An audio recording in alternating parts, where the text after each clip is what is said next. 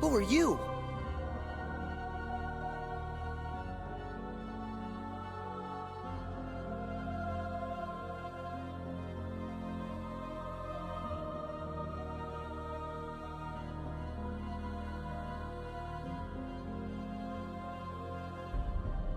Castle Oblivion?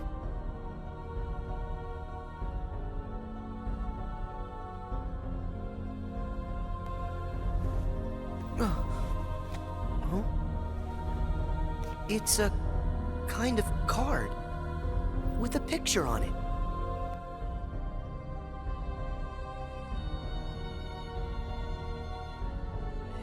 Well, wait. Castle Oblivion is the final level of Coded, a game that tries to uncover the meaning behind a mysterious message left in Jiminy's journal from Kingdom Hearts 1. After defeating Data Sora's Heartless, which had collected all the released minds of the Data Heartless destroyed throughout the journal, the glitches and bugs that had blocked the way to the source of the message, the memories of others that were hidden within Sora that Naminé had added to the journal, was cleared. And it's the final proving ground for whether the real Sora is ready to face the hurt that springs from these memories. There are a total of 7 floors in Castle Oblivion, 6 of which are worlds that the player had already played through earlier in the game, and the final being the Pod Room in Castle Oblivion where Data Naminé waits. Upon arrival, Data Sora is given world cards by a figure in an organization's coat and is told to progress through each floor. Now, after just playing through these levels, the thought of going through them once again sounds tiring, especially if this isn't your first Kingdom Hearts game. After all, you can only rehash the same plot with a different KH filter so many times before it gets old, but the game immediately throws a wrench into the formula. You're told by the figure in the coat that you can do whatever you want, that there's, quote, no script to follow, and leaves both Sora and the player to find out what that means. Each floor has 3 endings, one that follows the events of the journal and 2 modified endings. You only have a certain number of actions before you reach an ending and move on to the next floor. This alternate ending mechanic is just the final spin of experimental gameplay designs seen throughout Coded. Previous levels had turned historically 3D levels into 2D side-scrollers, added new phases to familiar boss fights, and transformed the entirety of Olympus Coliseum into a labyrinth with old-school turn-based combat. I could, and probably will someday, make a whole series about how much I love Olympus's iterations throughout the series. Allowing players to explore alternate endings to levels they've been through already is a great design choice because it isn't complicated, it happens naturally through gameplay, and it subverts players' expectations. You can follow Destiny Islands to a T until you decide to investigate a twinkling light before talking to Tidus, and then suddenly Tidus has been consumed by bug blocks, which is honestly fucking hilarious. And as mentioned, no matter what ending you get, it doesn't really change anything in the story. So players can go for the strangest ending, then replay that floor to get the normal one, essentially using and abusing the game in any way they like in order to get the ending that they want. And for those of you astute enough to recognize that wording, this is exactly how this is phrased to Data Sora in-game by the robed figure. He has the opportunity to act however he wants to the illusions shown to him, because he knows he will forget them once he leaves. It's his first test. Is he willing to hurt the people he knows he won't remember? Is he willing to carry around the regret of hurting someone? Or forgetting someone? And what will happen to him if he does carry that hurt? What would happen to anyone put into this situation? At the end of this game, there's a message that when you're hurting, you need to turn to those you trust to share those feelings, so that you can not only heal from that hurt, but become closer to those you share those feelings with. Whether that's a family member, a close friend, a trusted medical professional, whomever. Sharing that hurt, facing it head on instead of trying to forget about it, will be better for you and for those who care about you. It's a really interesting message, and the alternate ending mechanic is a clever way to go about it. Give the players the ability to find new endings to stories they've played through to death, and no matter what ending they find, Sora will always forget what happened, accumulate hurt, and learn the lesson in the end. Now, while this alternate ending mechanic's simplicity is great for an endgame section that doesn't force the player to learn an entirely new set of rules, it also means that there actually isn't a whole lot of meaningful choices. In fact, I would go so far as to say there's only one meaningful choice in this entire level, which really makes it all a bit hollow. On paper, this sounds kinda lame, but stuff like that's never really been a thing in Kingdom Hearts. Sora will always pass out after fighting Leon, Adusk will always take the camera, and Yuzora still wakes up in the car. What it's about is Sora experiencing hurt, no matter the ending, by forgetting who he just met on the floor. Beyond that, I can forgive this for one major reason. This mechanic also sets up an interesting divide between Sora and the player.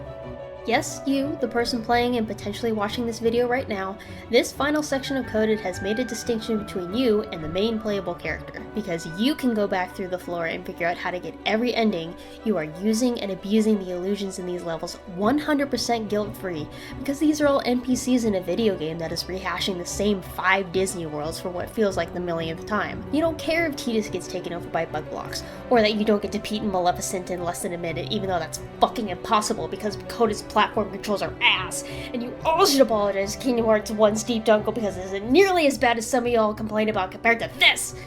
No, you only care about getting all the ending cards to satisfy the collectathon goblin in your brain.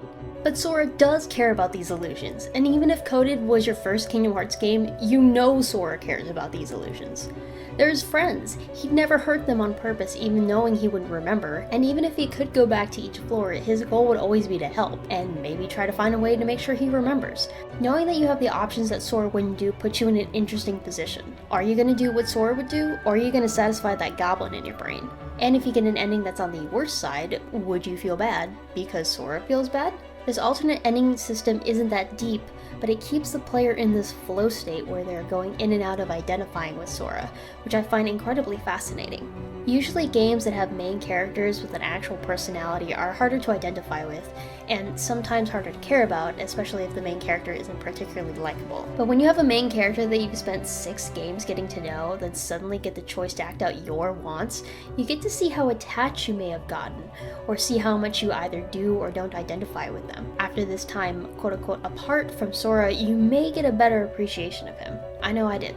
Another thing that this separation does is sets you, the player, in a somewhat gray area, since you can do whatever you want and use and abuse the illusions however you want, which actually puts the player in a position to better identify with the mysterious figure in the black coat who sets up this distinction in the first place. This character knows who Sora is, knows how much of a goody two-shoes hero wannabe this kid is, and chastises him for it. But with this distinction between Sora and player that the game establishes, the person is also talking to you, the player, with the goblin brain. In both Destiny Islands and Traverse Town, if you follow the script through the same order as before, he'll call you out on it, goading you, the player, to try out something different.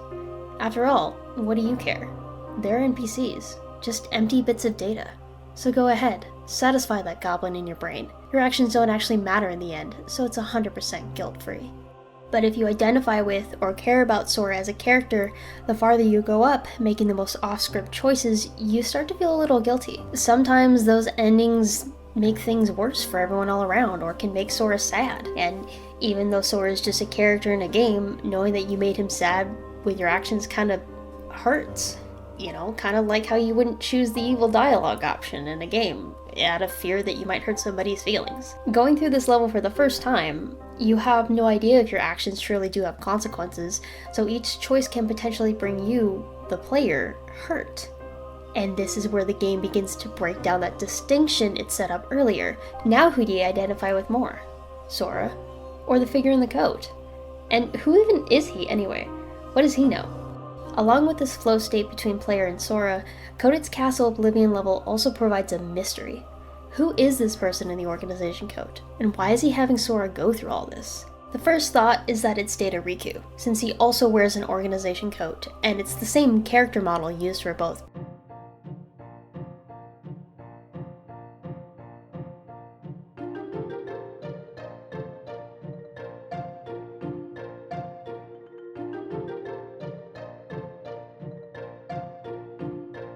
But since Sora doesn't recognize the voice, Riku is also in the dark about this message from the journal, and Riku actually does show up in the only meaningful choice in this whole section, giving you a sneak preview of the level's message.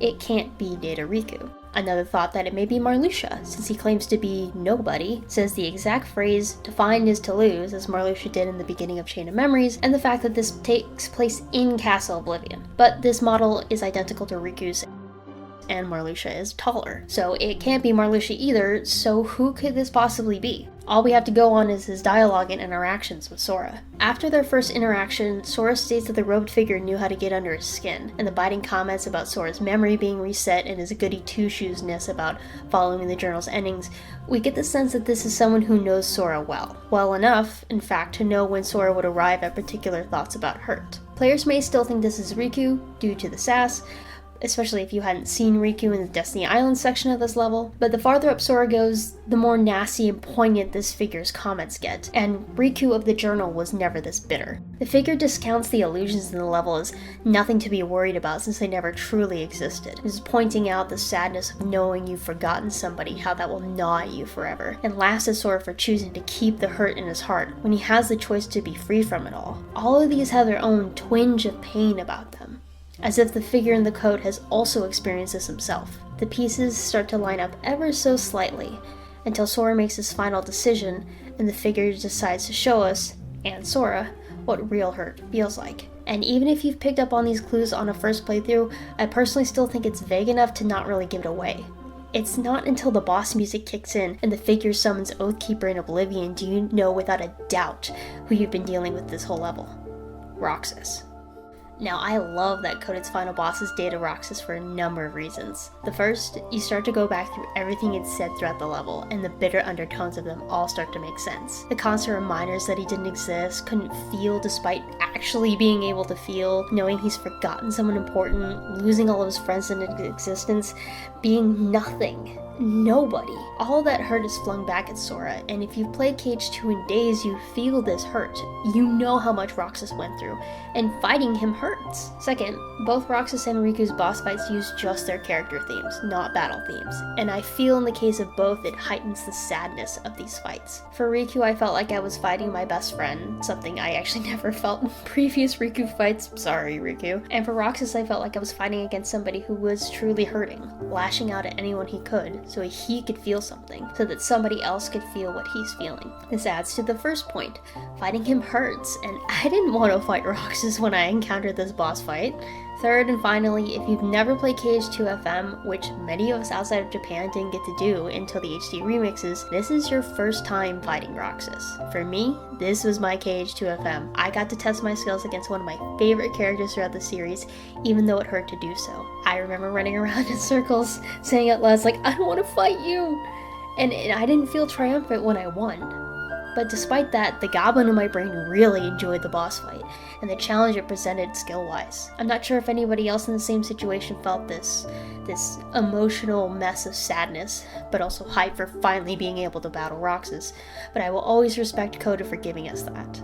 And it just made me more hyped for the remixes when they were announced. And so, with that emotional roller coaster done, with Roxas' defeat and return to Sora, the mystery of Castle Oblivion's mysterious figure is solved. Sora and Mickey talk with Naminé, where they finally learn the truth. The journey through the journal ends, and we finally learn what was in Mickey's letter. And if we hadn't gotten a cutscene movie of Coded, I'd leave it here, but I need to talk about the movie because of what is lost and gained through it. You can rest easy. I've got you now. First, since there's no gameplay, this barrier erected and later broken down between Sora and the player is never felt, since we're just watching cutscenes. These cutscenes don't even focus on any of the actual choices and just show Sora talking with people. At the very least, it shows the conversation with Riku, but we lose what I felt to be a very important connection between the player and the message of the level. Second, the entire mystery with Roxas is non-existent because these scenes all have voice acting, so it's plainly obvious who the figure of the coat is, which is a shame, but it just means that Roxas' bitter comments get that twinge of sadness all the earlier. Speaking of voice acting, despite some lines delivered by Jesse McCartney not sounding as sassy or as bitter as I originally imagined, I think both him and Haley Joel Osment did a great job with this whole section. Jesse definitely had the easier time since he didn't have the lip sync for the first few scenes, but I will fight anyone who says Haley didn't do a wonderful job in the final scenes. And speaking of those final scenes, I need to talk about my favorite sound design example of Coded and probably the entire series. I love that the HD remixes use the piano collection versions of Dearly Beloved in the title screens. It was nice to see that, and the concert paraphrase version of Dearly Beloved used in the E3 2014 teaser for KH3 getting some love. But let me tell you, I was not expecting the Coded movie to bust out both the piano collection versions of The Other Promise and Roxas, much less nearly seamlessly transition between the two pieces throughout the scene. Like, no shit, y'all, I fucking cried when The Other Promise started playing. The emotion these two songs carry, and to have them accompany the scene, I just gotta gush, I'm sorry. The other promise kicks in after its build-up, where Roxas' main melody first kicks in, which is light enough to perfectly complement the flower petals flying around the scene as the room transitions to the calm battle arena. We get the further build-up of Roxas' melody as we get this dynamic shot of Oblivion across Sora's shoulder, and I love coded in later KH3's camera work, by the way. Roxas' voice rises to challenge Sora and teach him a lesson, and the lighter touch of the piano gives way to lower, deeper notes, further emphasizing Roxas' strength as Sora dodges. We get the second section of the melody, the keyblades clash, and then we get a white fade transition as the music further builds, before taking us to the hallway, the battle already over. Which is a bummer, because I really would have liked to have seen more to that scene, but whatever. Between this transition and Roxas telling Sora to finish him off, the piece is cut to the end. Right before the beginning of Roxas' theme plays, we get that final lower note emphasizing Roxas' words and the dire situation he now finds himself in. Side note, I'm not sure where the transition from the middle of the song towards the end happens, because it's so well goddamn edited, holy shit! This section of the piece rings out, leaving a heavy air over Sora's next move. From here we transition to the piano collection versions of Roxas' theme, about 35 seconds in, where we get the sweetest, saddest sounding version of his theme out there in my opinion. Roxas' melody plays as he confesses he's nothing but data, just like the illusions he made fun of earlier, and asks if he's not worth the effort since he doesn't exist. And god, this is so fucking sad. For Roxas to sound like he doesn't even care about himself or his existence, like he's been torn down to believe he's nothing, and this is just a Data version of Roxas. And Datasaur is just so soft and gentle with him. He just felt this intense pain and not only dismisses Roxas' statement, but validates his existence by acknowledging his pain, and oh my god, the timing of every part of this piece is so good! The slight pause and introduction of the bass notes fits perfectly with Sora's transition to the heavier subject of talking about the type of hurt he felt, and the silence after Sora said the hurt felt like its own, it's so good! This little hang really lets the sadness sink in, because this version of Sora doesn't know who Roxas is or how they're connected. The look on Roxas' face, he looks like he wants to tell Sora their connection, but it's also sad that his and Sora's hurt can't always be distinguished because they're nobody and somebody, and they're not fully their own people. Then the track loops back to the 35-second mark where Sora talks about how carrying the hurt can't be all that bad, and the statement and Haley's delivery color the song with a more sweeter, hopeful tone. As carries on when Roxas takes over the conversation, happy with Sora's conclusion, it is just so happily done with Sora. Like, he's not surprised, and I love how the can't convince Sora to change his mind thing comes through here. I love how Roxas throwing the card sings with the piano notes lightly rising and falling like the card into Sora's hand. Again, we have a hang in the music that syncs with the tonal shift of the conversation. Sora can finally learn the truth, and Roxas' role is completed. There's a somber build-up as Roxas explains his role, and the more involved left hand comes in after explaining he has to go. This gets bittersweet when Roxas explains that he'd like to be somewhere, and the moments when Sora experiences Roxas' memories. The piece comes to a sweet conclusion as Roxas says his final lines, and Sora promises to take Roxas' pain so he can rest easy, and ends on a final hopeful note, both narratively and musically. The synergy with the voice acting and the music is so good, which adds so much to the inclusions of these pieces. Even if you didn't play coded, you still get so much from this section from this scene alone, and I will forever applaud the sound design choice. It was truly brilliant. So yeah, that's my appreciation for Coded's Castle Oblivion level. It presents such interesting design choices, from its distinction between Sora and the player, to the flow state between identifying with Sora and going Goblin Brain, the mystery of the hooded figure, and the movie's use of the piano collection pieces. I'm glad I finally decided to talk about this, and I hope this brings a new level of appreciation to Coded, even if it's just this section of the game. If you're interested in any further analysis of Coded, I dive further into the possible meaning of the penultimate and final boss battles of Coded in my video analyzing the possibility of Sora as a future villain. A link to that video will be in the description. Thank you for watching.